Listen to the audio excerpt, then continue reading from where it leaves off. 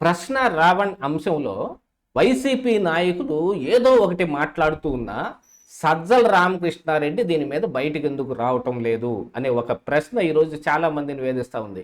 ఎందుకంటే కలుగులో దాక్కునున్న కొడాలి నాని కూడా బయటకు వచ్చి ప్రశ్న రావణ్ గురించి అతను ఒక ప్రశ్న రైజ్ చేసి కేసులు పెట్టించుకునే స్థాయికి వెళ్ళాడు.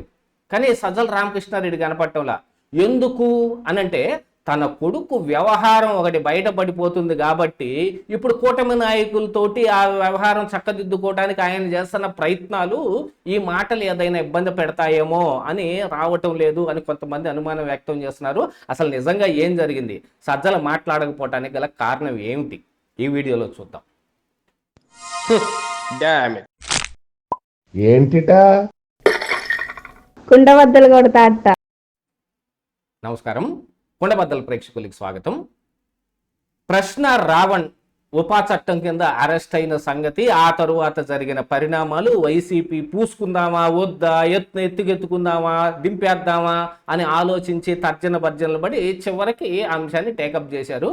ప్రశ్న రావణ్ వెనక మేమున్నాం అని గట్టిగా వాళ్ళు కూడా మాట్లాడటం మొదలుపెట్టారు. ఇక దాంతో పేర్ని నాని కావచ్చు, అంబటి రాంబాబు, కొడాలి నాని కేసుల భయంతో కలుగులో దాక్కుని ఉన్నాడు, ఏదో హైకోర్టులో చిన్న ఊరట దొరికింది కదా అని చెప్పి మళ్ళీ బయటకు వచ్చేసి ప్రశ్న రావణ్ణి ఈ ఏబిఎన్ ఆంధ్రజ్యోతి ఎండి రాధాకృష్ణను ఈ TV5 బిఆర్ నాయుడు కలిసి జోసెఫ్ అంటారేంది, అతను ఇంతకీ రావణ జోసఫా అంటే ఇక్కడ ఒక దురుద్దేశం వాళ్ళది కనపడతా ఉంది. మతాల మధ్య విద్వేషం చేసరాయడానికి జోసెఫ్ అంటున్నారు అని. అసలు జోసెఫ్ అని ఎందుకు అంటారు అనేది అందరికీ తెలుసు. అతని రావణ్ యొక్క మొట్టమొదటి పేరు అదే. ఆ తర్వాత గెజెట్ నోటిఫికేషన్ ద్వారా 8 సంవత్సరాల కిందట అతను రావణ్ అని పేరు మార్చుకున్నాడని. మరి ఆ విషయం కడాలి నానికి తెలియదు కదా, ఎందుకంటే ఆయన కలుగులో దాక్కుని ఉంటాడు.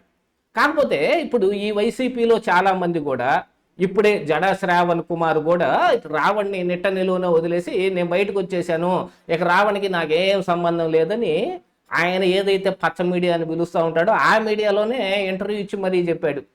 ఎవరో గమన అనే అమ్మాయి వెళ్ళి జగన్మోహన్ రెడ్డిని కలిసి వాళ్ళు సరి చేసేసుకుంటుంటే ఇక మనం ఎందుకని నేను NOC రాసి చౌదలు పడేశాను, ఇక నాకు దానికి సంబంధం లేదు.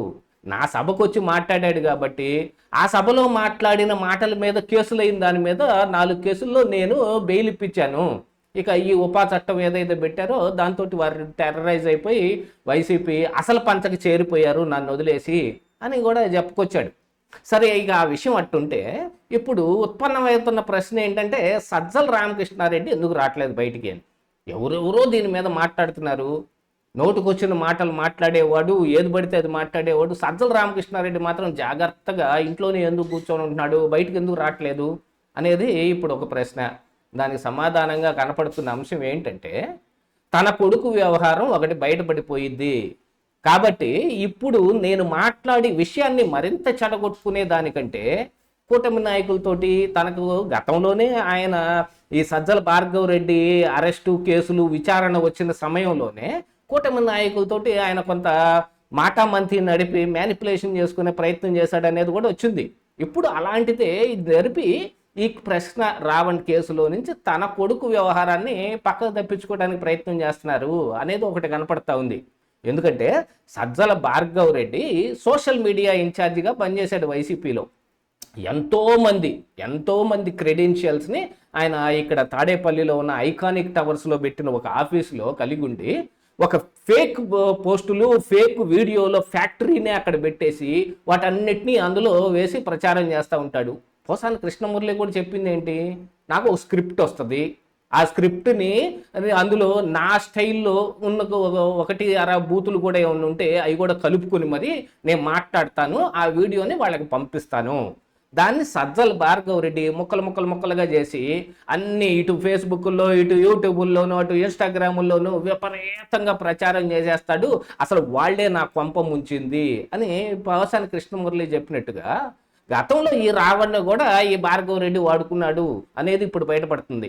ఇప్పుడు రావణ్ ఇంట్లో జరిగిన సోదాలు కావచ్చు, ఒక వైసీపీ నాయకుడికి సంబంధించిన ఈ మైనింగ్ ఆఫీసులో దొరికిన ఆధారాలు కావచ్చు, వీటన్నిటి ద్వారా చాలా రకాల మంది అంటే ఈ రావణ్ వెనక ఇతను ఒక్క పార్టీకనో లేకపోతే ఒక నాయకుడికనో లేదు ఒక వ్యవహారానికనో కన్ఫైన్ అయిన వాడు కాదు. ఒక పక్కన ప్రకాష్ రాజ్తో కలిసి అర్బన్ నక్సలిజానికి దానికి సంబంధించిన వ్యవహారం ఒకటి చేస్తూ ఉంటాడు. ఇటు పక్కన బీఆర్ఎస్ పార్టీతో కూడా సంబంధాలు ఉన్నాయి అనేది కూడా ఒకటి ఇప్పుడు బయటపడతా ఉంటే, అసలైంది కేసులు ఆంధ్రప్రదేశ్ రాష్ట్రంలో అయ్యాయి కాబట్టి వైసీపీ నాయకులతో ఉన్న సంబంధం ఇప్పుడు బయటపడిపోతా ఉంది.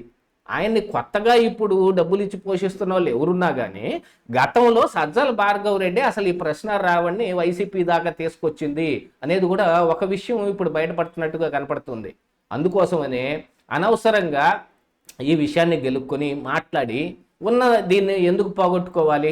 ఒకవేళ ఎవరైనా మన కూటమి నాయకులు సహాయం చేసే అవకాశం ఉన్నా మనం ఏదైనా దురుసుగా మాట్లాడేస్తే అది కాస్త పక్కన పడిపోతే మళ్ళీ నా కొడుకు జైలుకి వెళ్లాల్సిన పరిస్థితి వస్తే, గతంలో ఈ చేసిన పనికి కానీ ఈ ఫేక్ ఫ్యాక్టరీకి పెట్టినందుకు, ఈ ఫేక్ పోస్టింగుల్ని ప్రచారం చేసినందుకు ఆయన రోజు విచారణ కోసం ప్రతి జిల్లాలోని పోలీస్ స్టేషన్ తిరగాల్సిన అగత్యం ఏర్పడింది. ఆ దెబ్బతోటి సైలెంట్గా మూసుకొని ఇంట్లో కూర్చొని ఉంటున్నారు.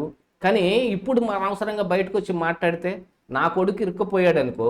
అసలు ఈ ప్రశ్న రావణ్ణి తీసుకొచ్చింది వైఎస్ఆర్ కాంగ్రెస్ పార్టీకి సజ్జల భార్గవ్ రెడ్డే. అప్పుడు ఏం మాట్లాడాడు, ఎంత డబ్బు ఇచ్చాడు అనే వ్యవహారం తీయండి అని అంటే మళ్ళీ ఇరుక్కుపోతాడేమోనని ఒక భయం. దానికోసమే జాగ్రత్తగా ఇంట్లో కూర్చొని తప్ప ఈ విషయం మీద మాట్లాడకూడదని ఏం కాదు. కాకపోతే చాలామంది రెచ్చగొడతా ఉన్నా ఆయన మాత్రం రెచ్చిపోకుండా జాగ్రత్తగా వహిస్తున్నాడంటే ఇందులో ఏదో చాలా పెద్ద వ్యవహారం ఉన్నట్టుగానే కనిపించటంలా. ఇదే ఈరోజు కుండబద్దలు.